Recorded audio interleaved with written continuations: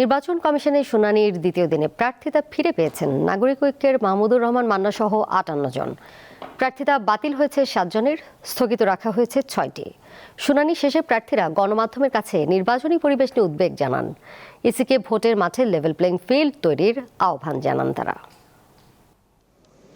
Returning কর্মকর্তার সিদ্ধান্তের বিরুদ্ধে শুনানির দ্বিতীয় দিনে মোট ৭১টি আপিলের ওপর শুনানি গ্রহণ করে ইসি। প্রধান নির্বাচন কমিশনার এএমএম নাসিরউদ্দিনের সভাপতিত্বে সকাল ১০টা থেকে বিকেল ৫টা পর্যন্ত শুনানি চলে। ২ দিনে ১৪০টি আপিলের মধ্যে ১১০টি বৈধ, ২২টি বাতিল ও স্থগিত হয় ৯টি আবেদন। শনিবার স্থগিত রাখা একটি আবেদনও এদিন মঞ্জুর করে ইসি। প্রয়োজনীয় কাগজপত্র উপস্থাপন করায় অধিকাংশ আপিলকারী প্রার্থিতা ফিরে পান। ১% ভোটারের স্বাক্ষর প্রক্রিয়া বাতিলের দাবি জানান কেউ কেউ। স্বাক্ষর গ্রহণকারীদের বাড়িতে না গিয়েই মনোনয়নপত্র বাতিলের অভিযোগও ছিল প্রার্থীদের। জেলা নির্বাচন কমিশনার একটু সদয় আচরণ করলে আমার কাছে মনে হয় যেন এখানকার আপিলের পরিমাণটা অনেক কম হইতো।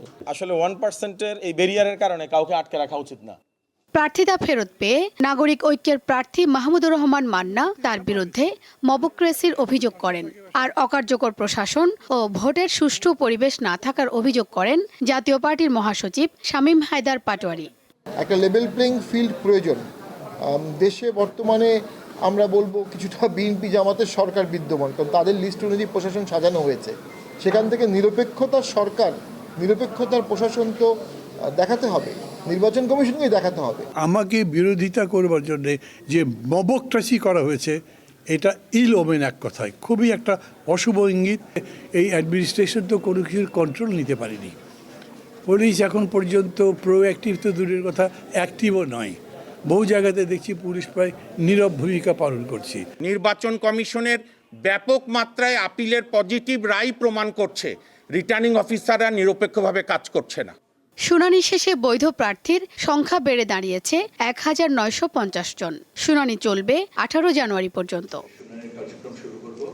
শিউলি শবনম, দীপ্ত সংবাদ, ঢাকা।